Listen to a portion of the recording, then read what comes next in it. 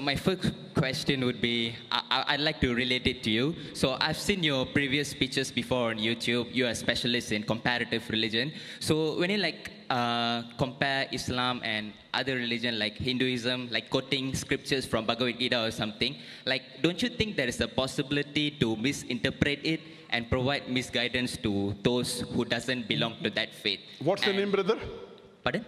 Your name? Shashi Varman. Okay. And if it is proven that there is a misinterpretation in your speech, does that mean that you failed to carry out your duty as a Muslim professional? The brother asked a very good question, a very relevant question to the topic. I'd like to thank him. His question is that I am a specialist of comparative religion. I prefer calling myself a student of comparative religion. And when I quote scriptures of other religion, like whether it be the Bhagavad Gita, whether Veda, whether Bible, and if I misinterpret that scripture, then isn't it wrong as a Muslim? Totally wrong. I agree with you. That's the reason after every lecture of mine, we have question answer session. Most of the religious speaker, whether it be Hindu, whether it be Christian, whether it be Muslim, most of the majority, more than 90%, after the speech, they have no question answer session. Sheikh Didat was the first one who started, and now, mashallah, many of us, after every lecture, we have a question answer session. Why? So that if you disagree with us, you are open to ask the question. In the question answer time, if any speaker, including myself, if the questioner proves that my interpretation is wrong, if they prove to me, first I will say, I am sorry, I will take it back. If I make a mistake, as a Muslim, compulsory, I would apologize. I would first say, I'm sorry, I misunderstood your scripture. Inshallah, in future, I will not quote it. Never in my life of 25 years of dawah, more than has a single questioner, mashallah, I can make mistakes. I'm a human being. I'm not perfect. No human being is perfect. Not a single questioner ever quoted me anything and proved me wrong. Alhamdulillah. I can be wrong. I can be wrong. Therefore, we say, ask the question. If he poses a question to me, I will counter quote him and give him the quotation from his scholars. I will quote.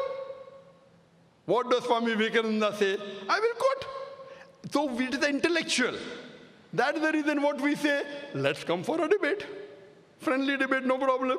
But I'll only debate with someone who has some standing, not with every Tom, Dick, and Harry. You understand? You know, if I can get 1 million people for my talk, largest gathering, even if we get 2%, 20,000, I will debate you. Any Tom, Dick, and Harry, I cannot. So what my reason is, if you want to debate me, you should at least be able to gather minimum 20,000 for your speech. If I can get 2 million, you at least get 2%. Okay? If you can get 20,000 for your lecture, I'm willing to debate with you.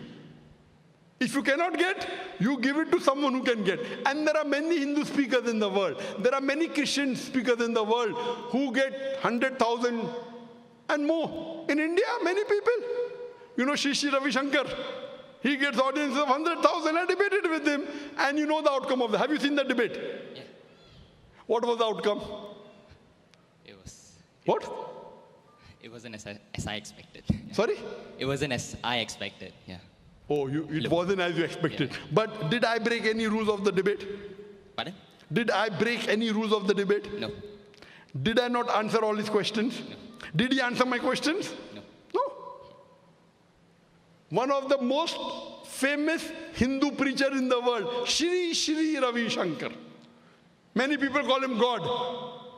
But sir, how about Sadhguru? I guess he destroyed some of your points, I guess. Sadhguru from the foundation. Arrange for a dialogue, I will debate him. You arrange, I will debate him. Sadhguru is a famous person, ask him. I will debate him. There are some people who have taken his speeches and given answers. Some people, not himself. If he wants, let him arrange. No problem, I will debate him. Okay? Because I know he's famous. Any famous personality, if he wants to debate, I don't want to debate him. He wants to debate me, open, any topic. Any topic on comparative religion. Hinduism and Islam, no problem. Okay, I'm welcome. And if he points out anything in my speech which I've said, which is out of context or which is not as per the Hindu scripture, I'll apologize. I will give him from where I got. All my research are not from non-Hindu scholars, from Hindu scholars. I give the reference. So most of the speakers say, yes, Zakir is right, but. Then the but comes. Many Hindus say, when you hear your speech, in 2 hours I've learned what I have not learned in 40 years of my life. Because in my speech I give references. Did Shri Ravi Shankar give any references in his speech? Even one reference he gave. Did he give a single reference, brother? No. In my speech, how many references were there? So who's more authentic, a person who gives a reference or a person who doesn't give reference? He could have kept a chit. There's no objection. In a debate, you can have notes in front of you, right or wrong? I don't have notes. He can have notes.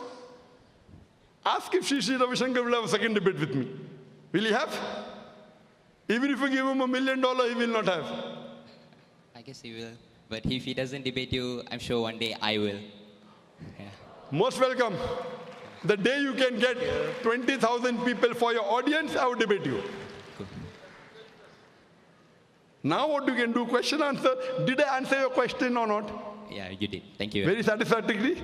Yes. I'm very happy. Thank you for accepting it. And may Allah guide you. And I'll pray for you that you come to the truth, brother. Thank you. Thank you very much. Yes, you're most welcome.